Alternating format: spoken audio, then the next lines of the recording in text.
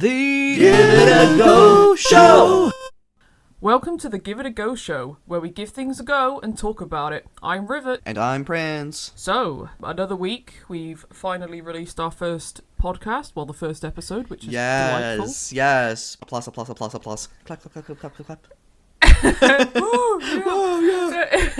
Thank you to everyone who's given us feedback and listened so far. It's really cool. Yeah, very cool. I didn't think there were going to be more than like 2 people, and neither did I. So it's way more than we even thought. Even if it's mostly friends and family, it's also some other people. Pleasant surprise. So that's delightful. Yes. But anyway, a pleasant surprise.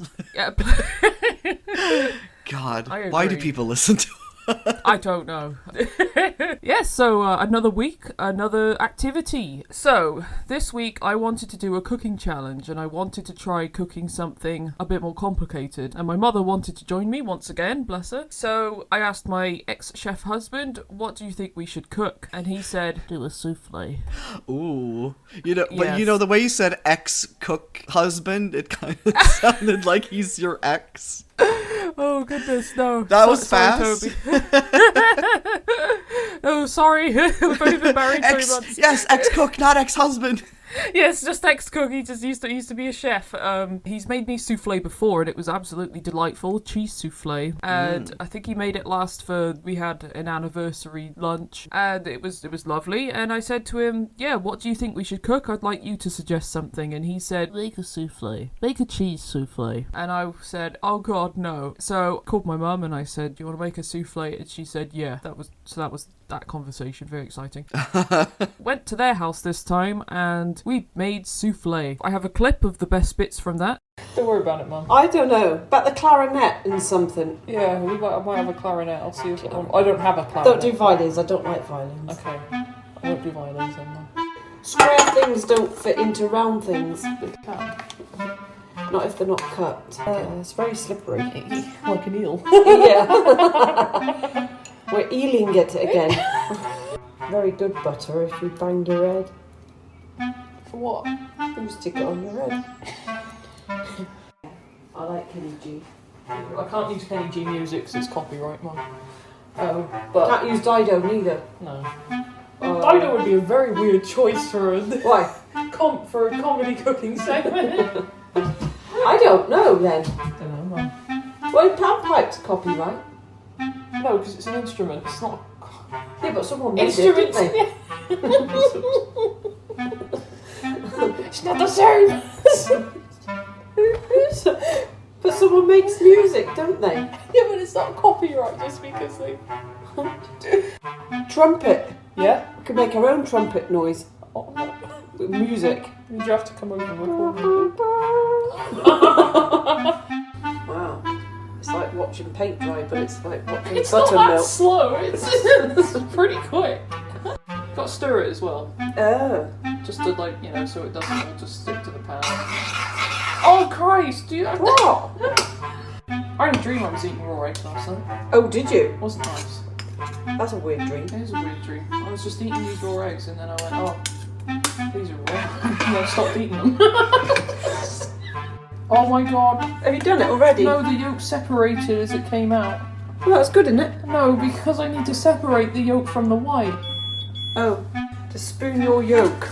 You've done pretty good, and this is me just like... Well, you know. You can't be good at it like me all the time, Steph. Oh, me. I always tell him we should support the local... The local what? I don't know, egg makers. Look, what, the ends? I caught a yolk. You caught a yolk? It's like going fishing.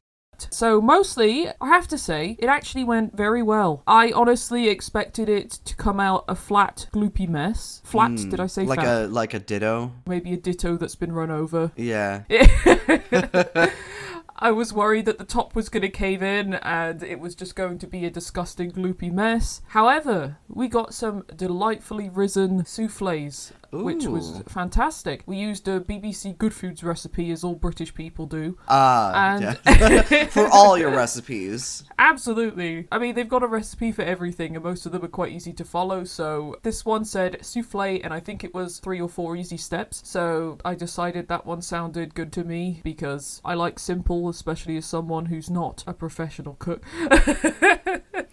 But mostly we had a pretty good time. The one thing that went wrong, which is where I thought that it was going to ruin the whole thing, was when I was cracking the eggs, because you have to separate the yolks from the whites. Oh gosh. Yeah. That's when you use the trick with a Coke bottle where you suck up the yolk. Yes, interesting you say that, because I said to my mother, I have a trick for separating the yolk. I had a water bottle, and I don't know if it was the best shape or the best one to use, because... Well, actually, I don't think this was a water bottle problem. I think this was an egg problem, because I went to crack the egg, and it all just slopped out.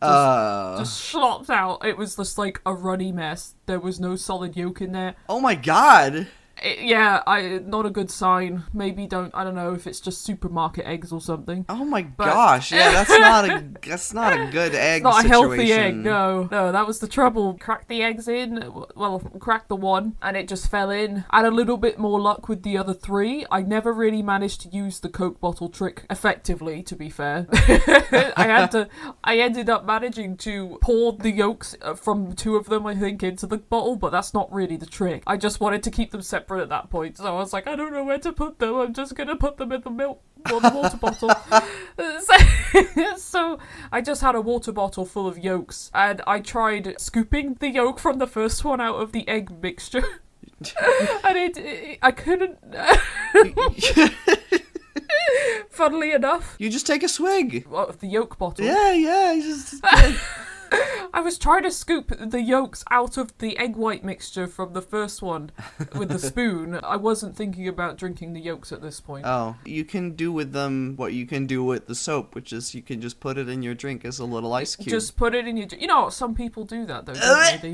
They mix like raw eggs in with their... I don't know if I'm making this up, or... I'm pretty sure it's like a bodybuilding thing. I'm not entirely sure. I'm not a bodybuilder. If you know a bit more about it than me, please tell us. Yeah. Oh my god. I mean, I used to give egg to my old cat and mix it in with milk, and it made his fur all smooth, but he wasn't a bodybuilder to my knowledge. You weren't giving him enough eggs. Oh yeah, I should have given him more eggs. That was my bad. Yeah, well, ironically, the night before, I had a dream where I was eating like a full English breakfast, but all of the eggs were raw and uncooked. And I'd started eating the breakfast, and I was like, these aren't fried, they're raw. And I couldn't tell until I put it in my mouth. No, and then I looked at the plate, and I was like, they're all raw. No, I can't eat this. I can't eat these raw eggs. You just hear Gordon Ramsay's voice distantly in your voice, like, they're all raw! Yeah, I did. I was like, no! I've eaten the raw eggs, I'm gonna get salmonella!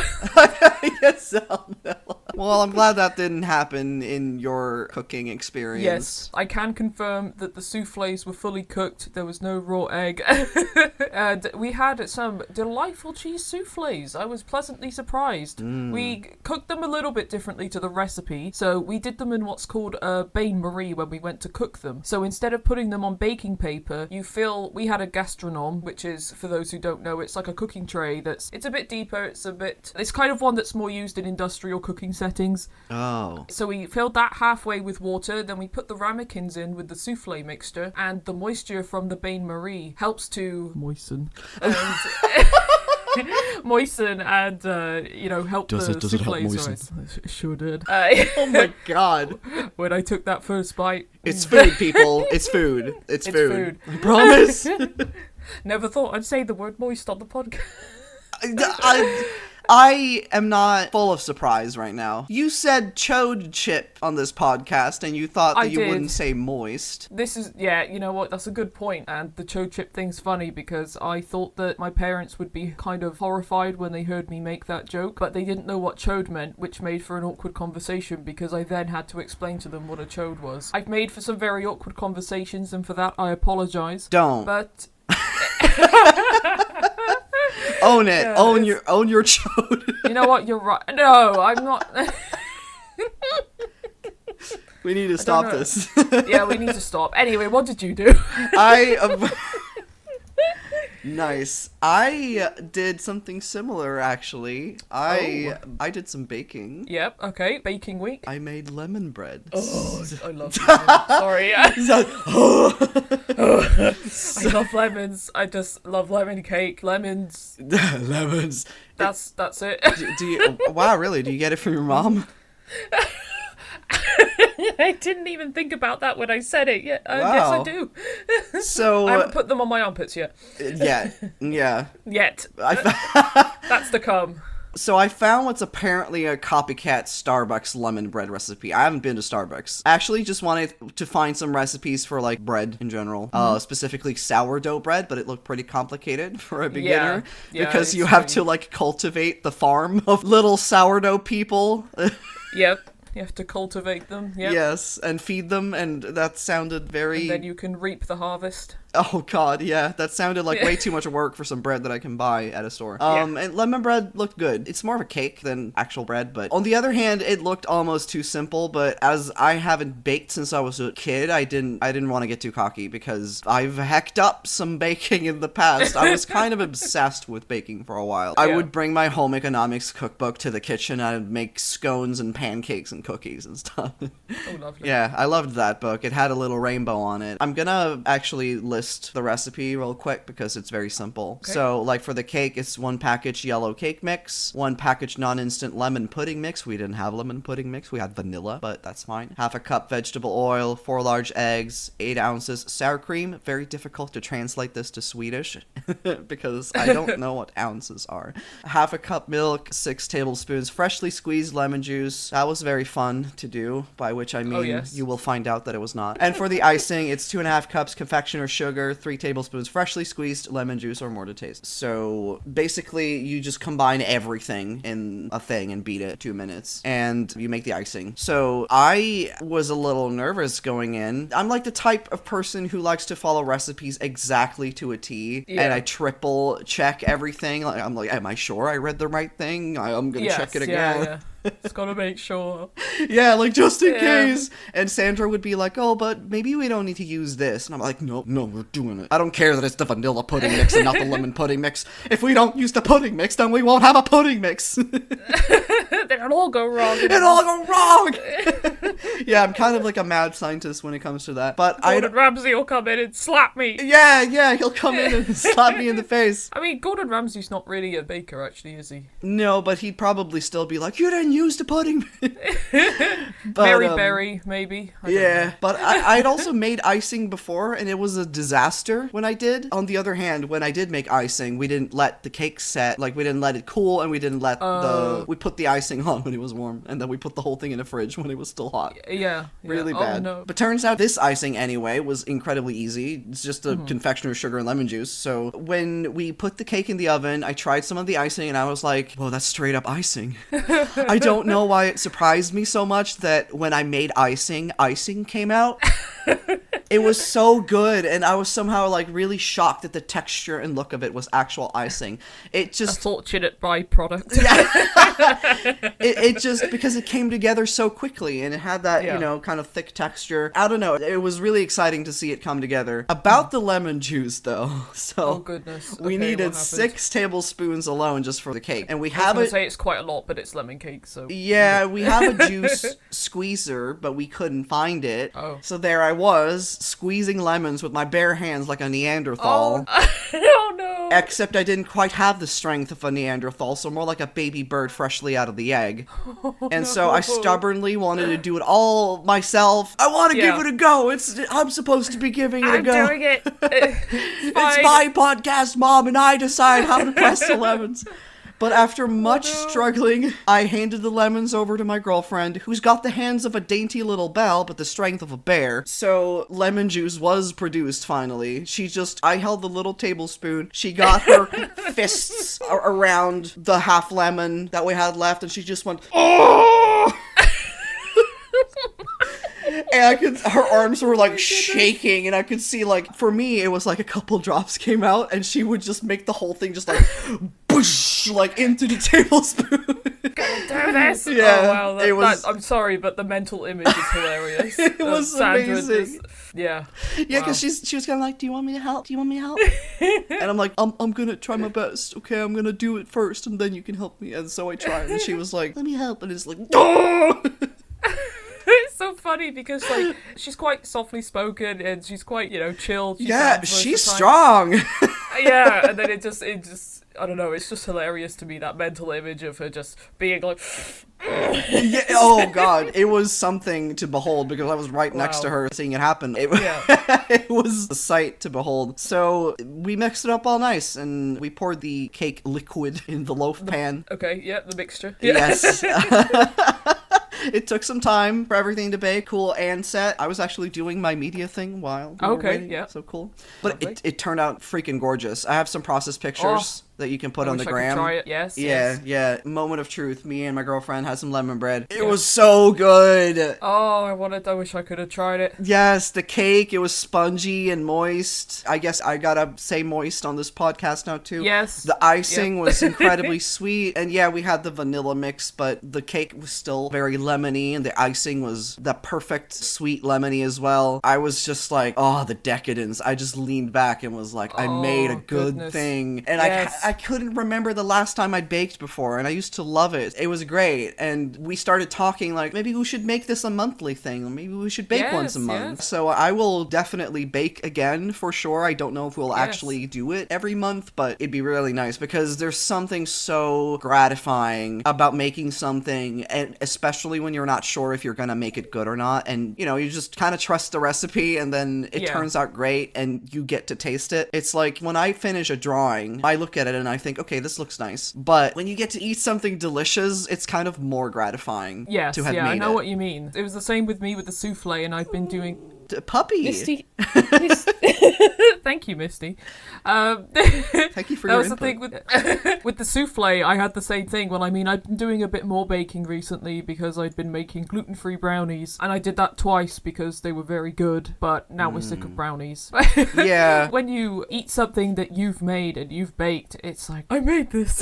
Yeah, There's it's really something cool. very different about it, very nice about it, and it's definitely a nice thing to do because, as they say, if you make it, the calories don't count. Oh yeah, of course. I mean, Absolutely. You spent all that time doing squats while you were making it, right?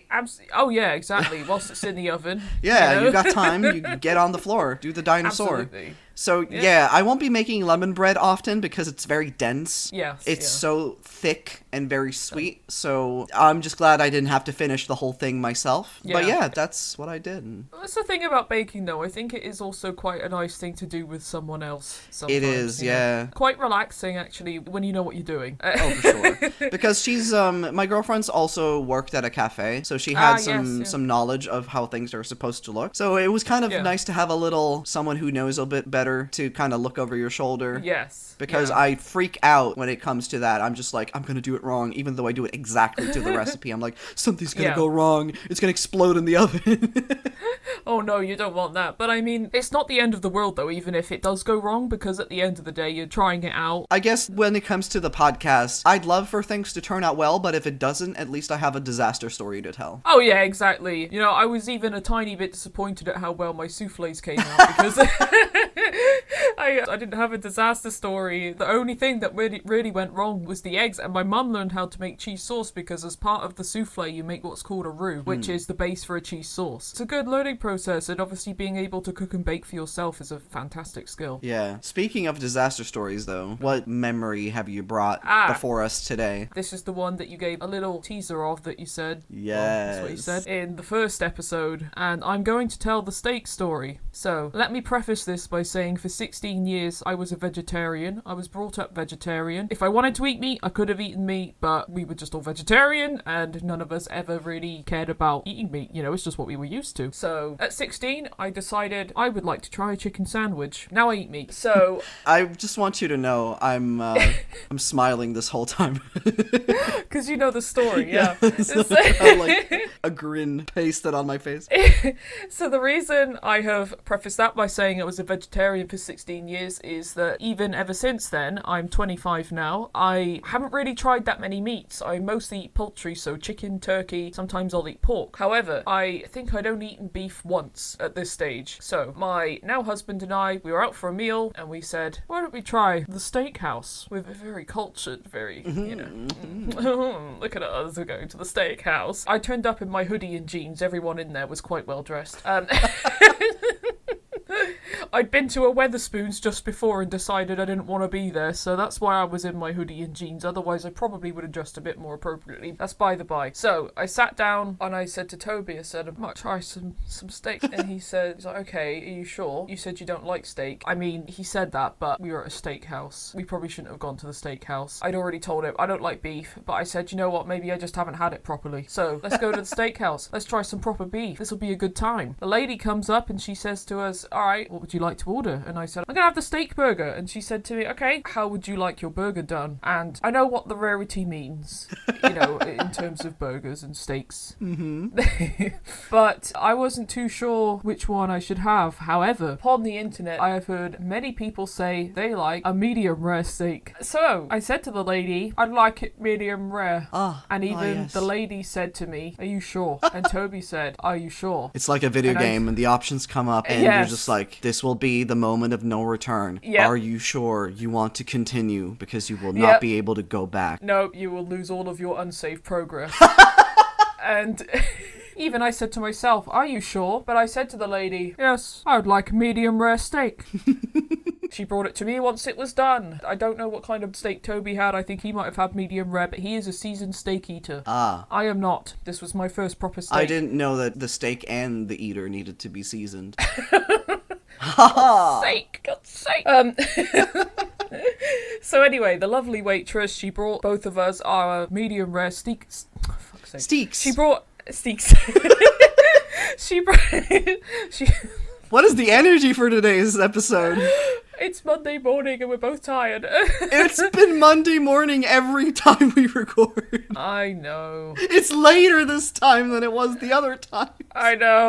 Oh, goodness. I don't know. Maybe that's where we went wrong. Anyway. So the lady brought us both our medium rare steak burgers and I thought, delightful. I will sample this delicacy.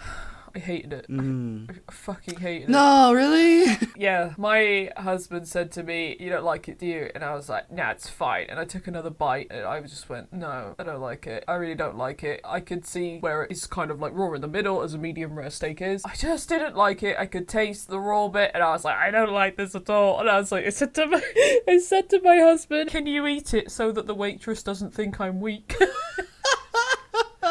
So this is like a sitcom episode. It's how it felt at the time. He could not stop laughing at me. He ate that burger, bless him. And the lady came over and she was like, how was it? I was like, it was great. I didn't eat it. I just didn't want to look weak. Oh my god, that's so funny. Like the stubbornness of being like, no, we're going to a steakhouse. No, I'm getting steak. No, I'm getting medium rare. Like it just keeps... It's just a series of... It snowballs from the very really beginning, and then it becomes just this huge thing that slaps your husband in the face. Oh my god, bless him. He ate that whole steak burger, and Wow. I just was like, to the lady, yeah, it was good. What a Chad. Yeah, he did that for your honor. He did. He protected your honor as, he really did. as someone who wants to look kind of cool in front of somebody they'll never meet again. Exactly, and that's why I married him. Oh, that's why. Yeah, that's the main reason. No, that's not exclusively why. You ate the steak burger for me, marry me.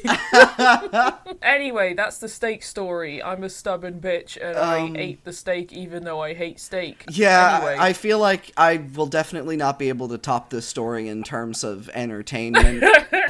I remembered a passion that I used to have. I guess that I still have, but it's not exactly the same dream anymore. So I used to do voice acting. And so I've had a lot of different passions over the years, but all to do with either creativity or entertainment, usually intertwined. So just to name a few, I'm currently, I guess, proficient in drawing, writing, acting, and singing. So, I mean, I went to school for theater, worked at one for a few years, so on. So I didn't really have many practical skills as a kid. I just started learning everything that could be considered creative, I guess. But I also have a huge passion for things like video games and animated films and TV shows and other things like it that usually include one thing, which is voice acting. So for a long time, I was extremely into voice work, and it was one of my dreams to become a voice actor. Now, I live in Sweden, but as you probably know, English has kind of become as much my first language as Swedish. Yeah.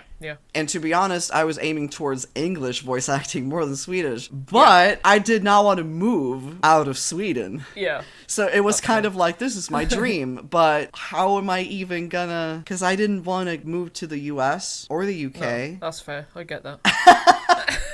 And yet I wanted to be a voice actor for American projects. So basically, I started checking out websites where indie creators look for voice work, and I began giving some samples. But this is where it got a bit hard, because at the time, I could only really present voice samples for children or women. Right. Because this was before I went on T, which, to those who don't know, that's the shot of testosterone that I get into my hip every 3rd month. So at this time, I didn't have the deep voice. So I had a hard time kind of figuring out what kind of voice that I was going to be allowed to do, essentially, because I think that even if you don't go on T, you should be able to voice men, because there are men with a voice like that. I was one of them, but there are many creators who don't think like that, so I would mostly give my voice to children, and it went pretty okay. There were some people who thought that I did a good job, but I kind of stopped going to that website anyway, because it kind of just bummed me out that I couldn't voice the kind of characters that I wanted. So it went into a kind of, not a dark period, but more like a little bit depressing, that I felt like I wanted to do this thing, but it was going to be very hard. So I got discouraged, and I went on the Facebook of one of my favorite voice actors at the time, who was Troy Baker, and I sent him a message on Facebook. I sent him a message. It sounds weird, but I think I was just looking to, for some reason, vent, but at the same time tell him how much his work meant to me. Yeah, okay, fair enough. Yes, so he voiced a character that helped me through some rough times. So I was telling him about that, and I was telling him about my dream and about how it was very difficult as a trans man, and I kind of left it at that. I was just telling him how important it was to me that he'd voice this character, but then he replied. Oh, okay. Yeah, he replied to me, and he was very encouraging and told me basically, because I was a little bit self-deprecating in my message, and he basically told me to snap out of it, to not think like that, and to just go for what I wanted, essentially. I don't remember exactly what he said anymore, but I remember being so freaking happy afterwards. Oh, because I didn't expect him to respond. He's incredibly popular, so that made me feel better, and that's when another disaster began. This was around the time when Attack on Titan came out. Oh, yep, I remember that time very well. Me too, because I was very into it at the time. Oh, so was I. Yep. Yep, and I had a friend at the time who was also very into voice acting. However, they live in America, and they also live in California, so it had the kind of proximity to the voice acting world where I would feel kind of like, oh, dang it, wish that were me. Yep. But, so we started a project to dub Attack on Titan, to do a fan dub. Okay. Now, this was a selfish endeavor on my part, because I just wanted to do it so I would get to voice act something. Yeah. And so I did not think about the amount of work necessary to get this done. Now, at my job, I had basically nothing to do, so I had a lot of time. So I did spend a lot of time doing auditions. I really enjoyed that process because I knew what to do. And there were some really dedicated fans that got very excited about the project. And I basically covered all the roles that we needed. And some people who applied were they'd been been in other projects, paid projects, and this wasn't paid. So I was very shocked. And then it turned out that I was gonna need to edit this. Yes. And I did not even know how to isolate dialogue from a video. Yeah. So that was one of the first problems. But I did write out a script, so I based it on subtitles from existing episodes. So I did put in that work. The thing is, though, I didn't account for the rest, where I would need to edit stuff, where I had no knowledge on how to do that, and I couldn't find anybody else who could, unpaid. And so what I did was, despite the fact that the voice for Aaron, who is the main character, and the voice that we picked for one of the other main characters, despite them just very quickly sending me their lines very professionally, I ghosted them all. Oh my goodness, no. Yes, okay, so the stories I've been telling on this podcast really make me sound like an absolute idiot. The thing is, I was. I regret a lot of things I did back then, that I have strived to become a better person, all of that. But I'm not going to go into the deeper parts of that. Let's just say, I know how bad this sounds, because it was, and I would never do this again, okay? I would never steal poems again, and I would never make a project and then ghost everybody again, I promise. Oh my goodness, this really is Prince's confession. I know. Yeah, I don't vibe with that person anymore, but that's what I did. I shut everything down. I just ghosted everybody. I didn't go on the email. I didn't go on the Tumblr. I finally deleted the Tumblr a year ago because I forgot it was still up. But nobody ever came after me for some reason. They probably knew what my main account was, and nobody asked me what happened. So I guess I never had to face it until now. Oh my goodness. What an awful thing. It's the worst. So, yeah, that's what happened when I tried to desperately do voice acting, and it did not work out. And now that I have the voice, I just I didn't fall out of love with it. I'm kind of just like, okay, well, I want to focus on this other stuff. Yes, yeah, exactly. So, yes, if the opportunity would arise, I would probably love to try it. I did a little voice thing for a friend's theater project, so I have done some things, so that was nice. But I'm never doing the Attack on Titan fandom thing again. No. I'm never doing anything like that, so don't come at me, okay? I know how awful it was. And if anybody who was actually involved for some reason managed to find this podcast, I'm sorry I ghosted you. It was very bad. Yeah, and now we should talk about something else. Yeah, let's move on to the news. Yeah, let's do some news. Rivet's News Corner. Welcome to Rivet's News Corner once again. Today I have a story that my brother sent to my dad, who sent it to me. So it's been through the news chain. So the headline is, pensioner who went viral growing big vegetables is face of new Gucci collection. Oh, gosh, yes. That's a sentence and a half. It really is. You've probably heard of Gerald Stratford. He's on Twitter. He's from Milton under Wychwood in Oxfordshire in the UK. So not too far from me. So he's like the guy with the big veggies. Yes, I don't know if you've seen him on Twitter. The guy, he always holds his giant vegetables, and he's like, I'm really proud of my vegetables. I love my vegetables, and he's amazing. I love him. Yes, I think I saw him holding one, and he was just like, I love my onion, or something like that. Yes. Oh, I love him so much. Okay, Gerald is great. So, he's got 280,000 followers on Twitter. He's a retired fisherman. Gerald is getting in there. So, Gucci have started doing a collection called Off the Grid, which uses recycled, organic, bio-based, and sustainably sourced materials for its clothing, and we probably still can't afford it. Well, I guess where it ties in is Gerald is a retired fisherman. They make the clothes from something called econil, it says, which is a kind of nylon that has been made from old fishing nets, carpets and offcuts, which is great. You know, we love a bit of eco-friendliness. It's good to move away from the world of fast fashion. Is Gerald like the mascot of this line?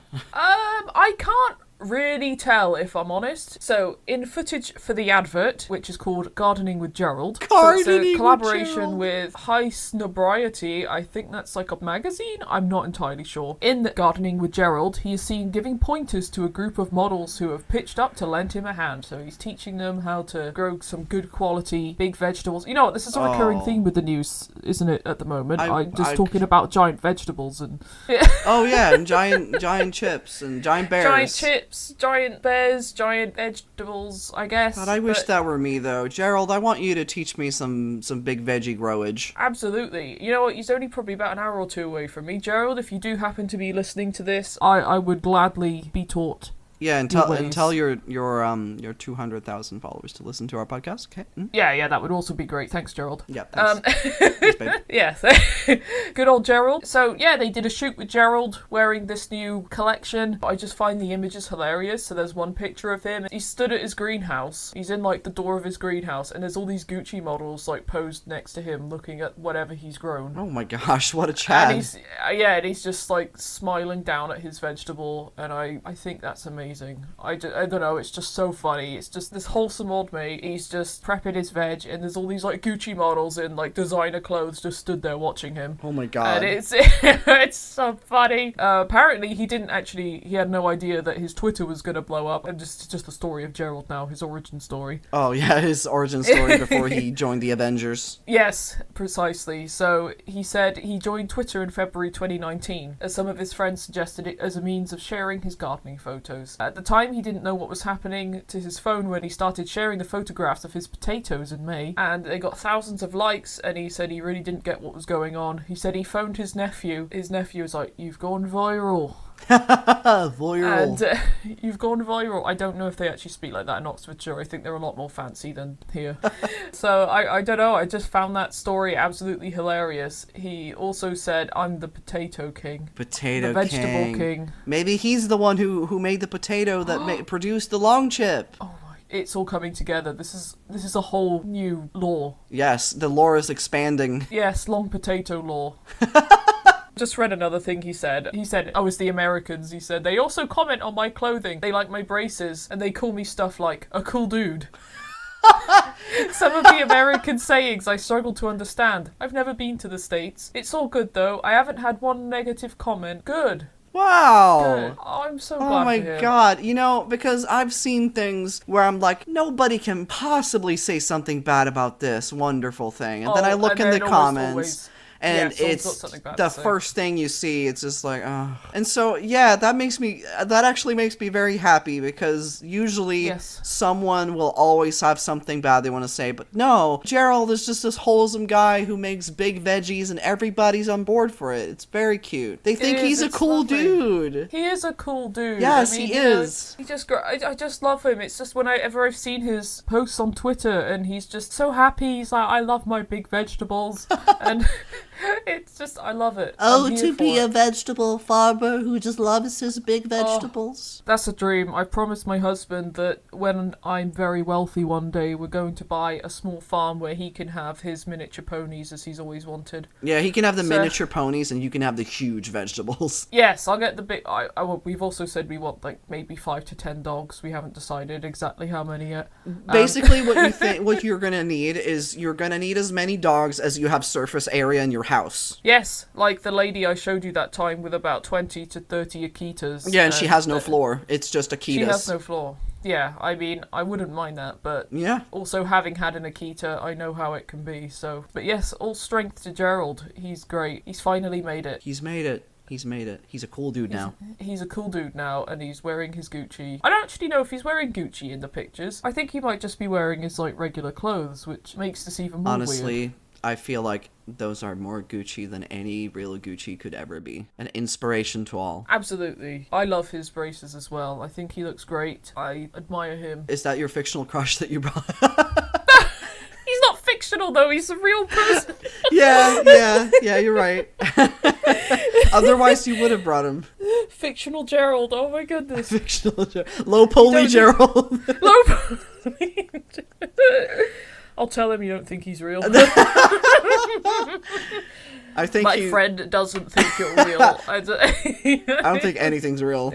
You know what? I do wonder sometimes. Well, speaking of things that aren't real, what media did you try? I already know, but you already know because you have also ended up joining me. Yeah, and I got like further than you after I started playing, after you. Yes, so... This week, I decided to become a degenerate more so than I already am. And I said I wanted to try Genshin Impact, which is about last year, came out on PC. I think it's a Chinese game. Yes. It's like action role-playing game, apparently published by a company called MiHoYo. It's an open world environment, it says, based with an action battle system using elemental magic and character switching. And it also uses a feature, and this is what initially put me off of the game, called gacha game monetization, apparently. So, I don't know, Prince, if you'd be better to explain what a gacha is, because I've played so many gacha. You played a lot more gacha than me, so I think you might be better at explaining it than me, if that's alright. Yeah. So it's very similar to loot boxes in the way that you can spend in-game currency to roll for items that are completely randomized. You don't know what you're gonna get, and you can also get that currency with real money, which is usually, it's a bit of a grind in gacha games to get the currency through just normal playing means, which is partly why people dunk so much money into gacha games, because one, they don't get the thing they want, so they keep doing it, and then two, like I said, it's a grind to get it in other ways. But yeah, Genshin Impact, I feel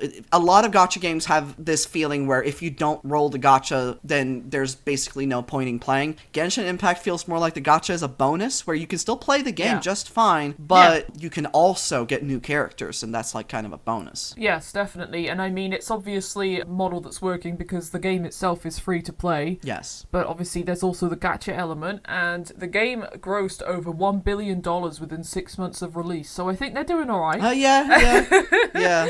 My review on it was, initially, I actually wasn't expecting much. I didn't think I would like it because I'd heard about gacha games and things like that, and I thought, everything's gonna be locked behind paywalls, I'm not gonna like it. So, I don't know how many days I've probably played it across this week, maybe 3 or 4, and I've accumulated 13 hours, so I think it's safe to say I quite enjoy it. I really enjoy the gameplay. At the moment, I don't know if it's just because I'm at an earlier stage. I'm finding it's not too bad grinding for the currency to get the characters, etc. Yeah, I enjoy doing everything in the game, so it doesn't feel like a grind. Itself, that's the thing, the gameplay itself is great. I really love the characters and the character designs. It's a fun game. I really like it. It's gorgeous. Like, you can it's beautiful. You can watch the sunset and you can see the grass move with the wind, and there's beautiful music. And I mean, I know there are people listening who probably don't really know much about video games, and some that do, but it's open world basically means you can go, if you look in a direction, you can go to that place. So you see a mountain in the distance, you can go climb that mountain. So that's basically that. And yeah, you can go wherever you want, and maybe there'll be higher levels that you are a little too weak for or something like that, but there aren't, you can't pass this until you pay this thing. So it's not,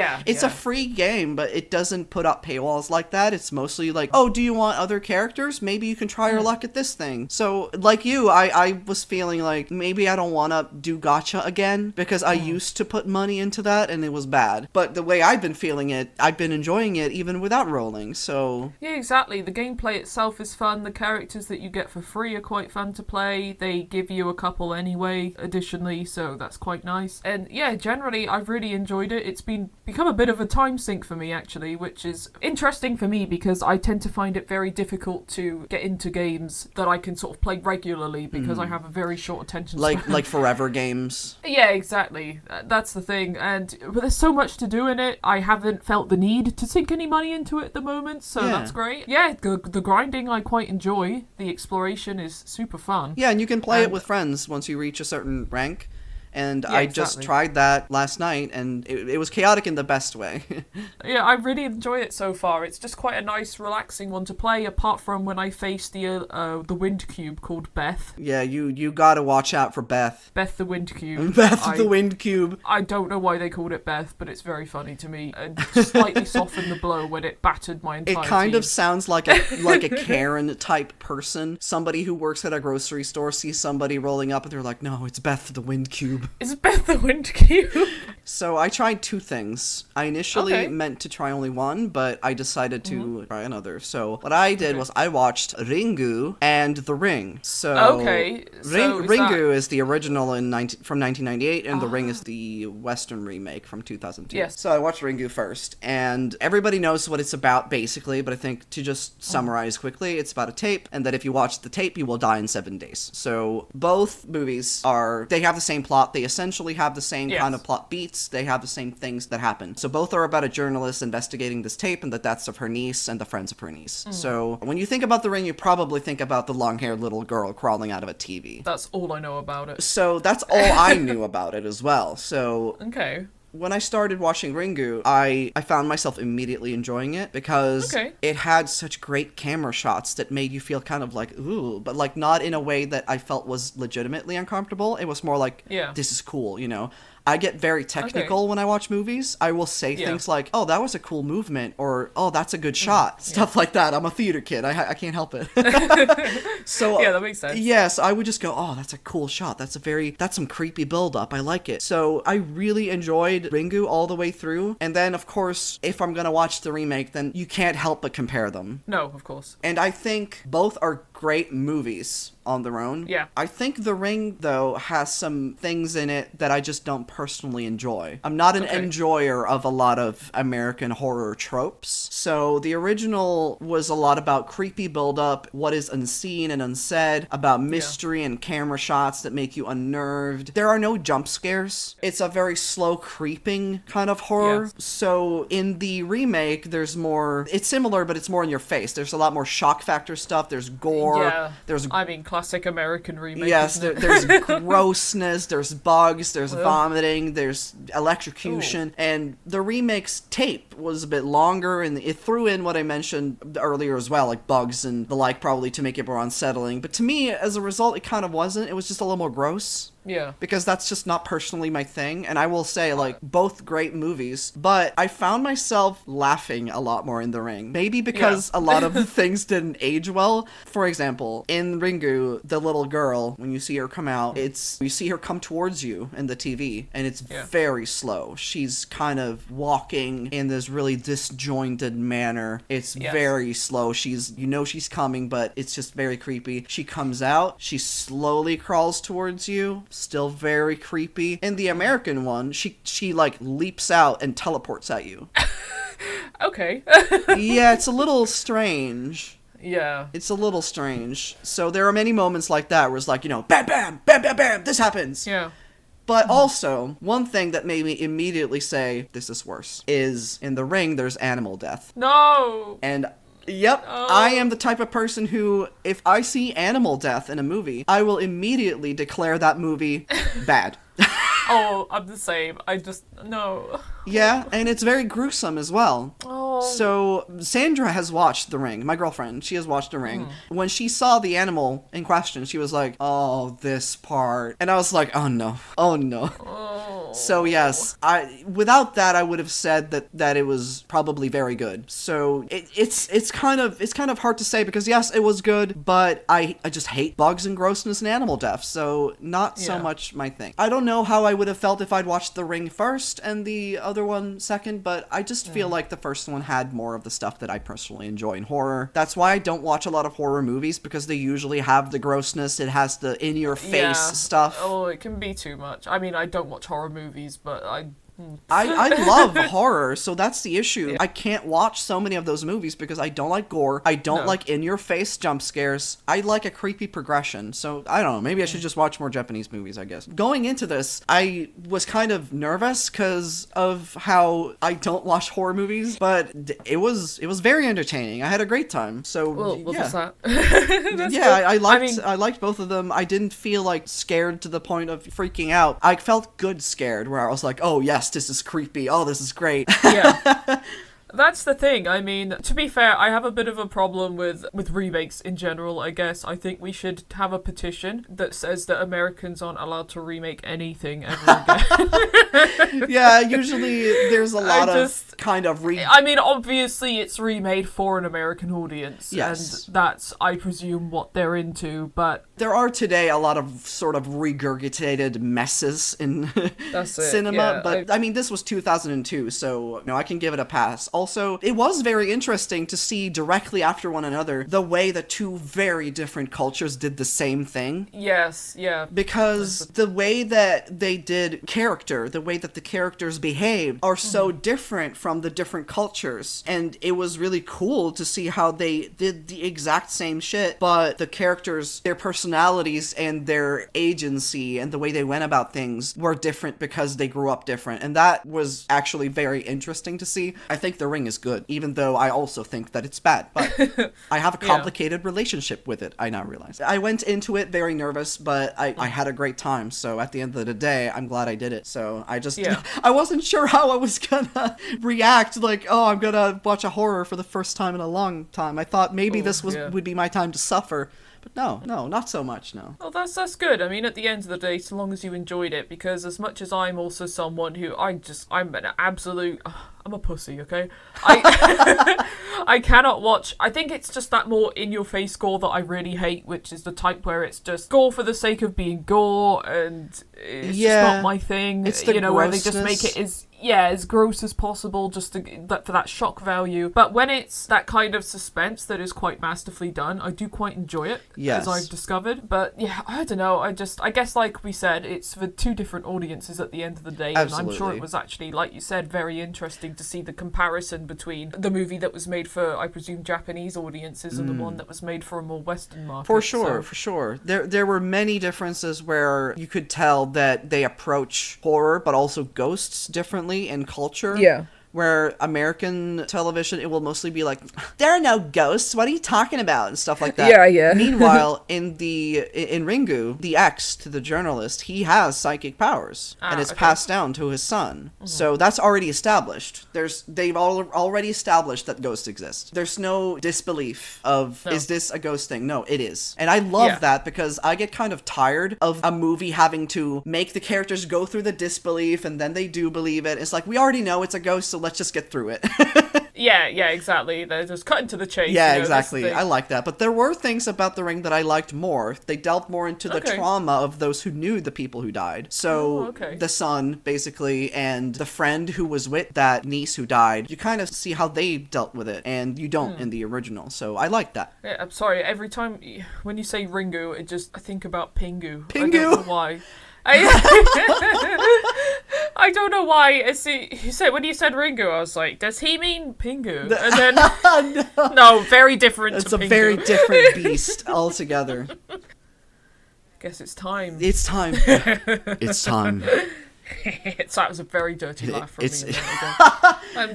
It's what you've all been waiting for. It's absolutely who would win in a fight. I guess that's what I'm calling it now. We called it Spicy Babes. Who would win in a fight? Yeah. But I realized I put in my notes who would win in a fight in big bold letters. So now I'm calling it that. So I think that's more suitable, even though I'm sure they're all spicy babes. Of course. Absolutely. But I think that's just, we already know that they're spicy babes. That's already been absolutely. It comes to the territory, Yeah. So I asked you to bring a fictional character that you think is cool or attractive or awesome or anything like that. So who did you bring? Okay, the character that I've brought, we've actually talked about a bit. I kind of picked this character more because I find him hilarious for all the maybe wrong reasons, is Heisenberg. I from knew Resident you were gonna Evil say Heisenberg. How did you know?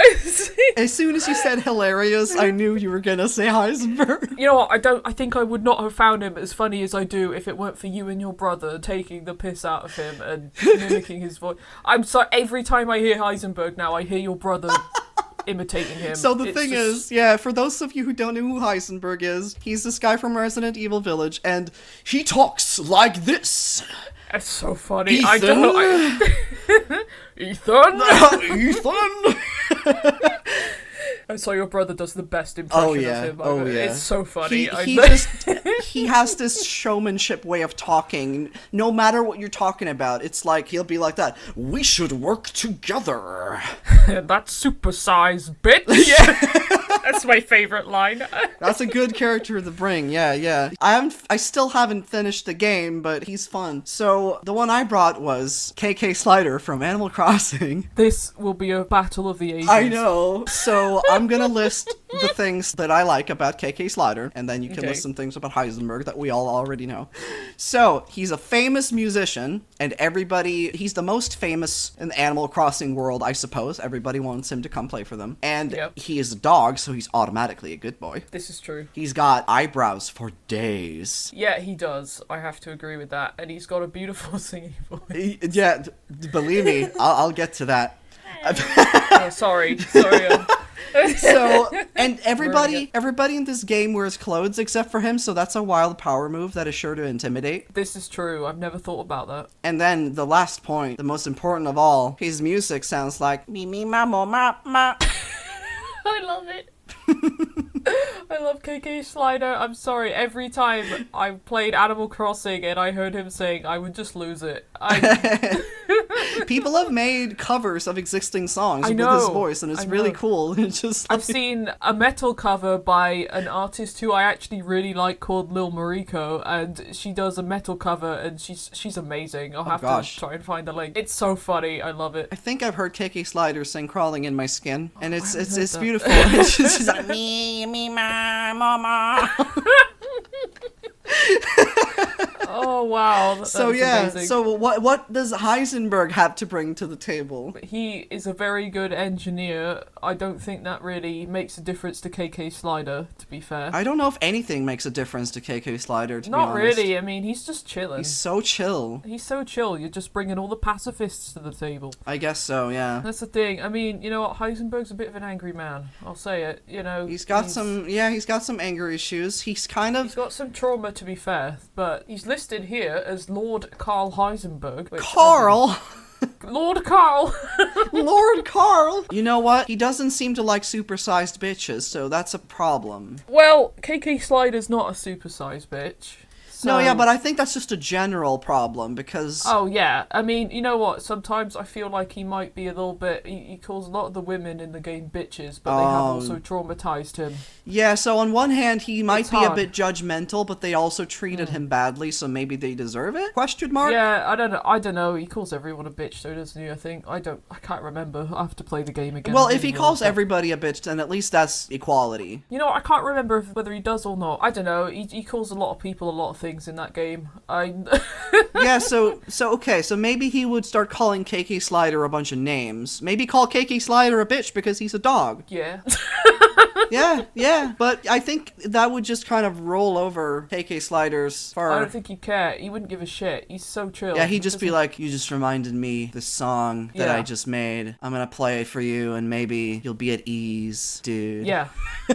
I don't know whether it would work or not, but that's the thing. Heisenberg, from an actual battle standpoint, he's got some cool robots, I guess. Yeah. So he doesn't really fight his own battles, then? No, not particularly. I mean, I don't want to give any spoilers, though, for the game for people who are still playing through it, so I can't say too much. Okay. But, especially because you haven't gotten to this part either, so I'm not going to say too much. Well, I'm gonna say my theory, at least, because every boss in Resident Evil games transforms, so I feel like he's gonna turn into a beastie. I guess I'll see, but... I guess you'll see. I guess that's the problem. I probably shouldn't have picked a character that I could be giving spoilers for, because now I'm very limited. But... I mean, I think when it comes to Heisenberg, he seems kind of like an overgrown child at times. Like, he calls you names. Does, yeah. He gets angry. You know, when he doesn't get what he wants, he throws a little temper tantrum. But he does. So, he gets a bit grumpy, doesn't he? On one hand, maybe this would mean he would crush KK Slider like a little bug in his hand. That wouldn't mean he wins, though. Or KK Slider would just win him over with his music. Maybe KK Slider... That's why he's so famous. He's so good that he can even soothe Karl Heisenberg. I feel like I'm living in a fever dream right now, talking about Heisenberg from Resident Evil Village fighting KK Slider from Animal Crossing. Yeah. I'm just sort of... Maybe actually that's the name of the segment. Maybe the name of the segment is You're in a Fever Dream. You're in a fever... That's how it feels right now, you know, kind of disassociating a bit, thinking about it. I need to stop bringing pacifists to fights. You do. I think that's the problem, because you know what? I don't think there would be a fight. It would either be Heisenberg would murder KK Slider brutally, or KK Slider would win him over, but there's no way to tell. But it would be very beautiful, though. I can imagine him just breaking into tears and being like, you know what? And he's like, he sits with him, and they both look upon the landscape together whilst KK Slider plays a tune. Yes, and Heisenberg's just like, you know, when you did the me ma mo ma ma That cut so deep, man. I really felt it, and I relived my childhood, and I think I can get past it. Yeah, he's like, you know what, you're helping me work through my trauma. I'm very grateful for that. And KK Slider just says, beep, beep, beep. And it's beautiful. Yeah. Yeah, that's maybe we don't always need a fight. No, you know what, yeah, you're right. Maybe it doesn't always need to end in a fight. Sometimes it can end with a good friendship. Yeah. Which I think we could learn from this battle. They just end up living together. Like, making each other eggs in the mornings. You know, I feel like I'm tripping right now. I'm like, we're really talking about this. Are we we're really talking about Carl Heisenberg and KK Slider living together in a domestic situation. If anyone wants to draw fan art of this scenario, please. I would absolutely love to see it. I really want to see it. Yeah. Please do. I would give my firstborn. Yeah, I would give my left tit for some domestic Heisenberg, KK Slider, fan fiction. Fan fiction, fan art, whatever. I'm here for it. Yeah, you know what? Because if we're going to give things a go, then you need to give things a go too. So go on. That's our challenge. Yeah, that's our challenge this week. God, we are a bad influence on the human. We really are. We really are. We're going to end up spawning some absolute monstrosities, aren't we? Yeah, yeah. Also, I just had to let you know that when I wrote his name in my notes, I wrote Heisenberg. Heisenberg. I think we decided that this battle would not end in a battle, but maybe an amicable domestic situation in which they can live peacefully together and help each other work through. I'm just gonna shut up now. Yeah, I feel like as you're talking, I'm steadily hearing more white noise in my brain. Yeah. Because of the situation that is unfolding. So I think it's time to end this podcast. I think we're getting a bit the whole podcast, this last episode of the podcast. Yeah. This is how it ends. KK Slider and Heisenberg. God, I thought you said you said kinky Slider. I think this is this is the worst. This is bad. This is yes, all right. Anyway, if you guys have any experiences that you'd like to share with us, then please write in at giveitagopod@gmail.com, or feel free to message us on Instagram at giveitagopod. If you want to contact us on Twitter, slide into our DMs at the Give It A Go Show. Yeah, go make some memories. Go make some awesome memories.